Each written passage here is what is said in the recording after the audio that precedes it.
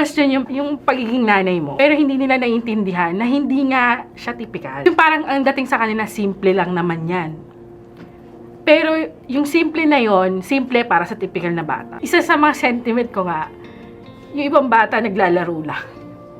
Tapos si Machi, kailangan niya mag-therapy, imbis na ini-enjoy niya na yung freedom and childhood.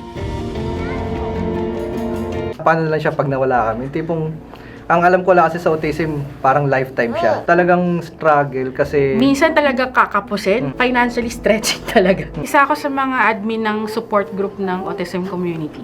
Durog na durog yung puso ko dun sa mga nanay na pumipila maghapon para sa kakarampot na financial assistance. Although mahirap, kailangan tiyagain. Marami rin kayong matututunan. Makikita nyo na sa bawat improvement ng anak nyo, marami rin binabago sa buhay nyo.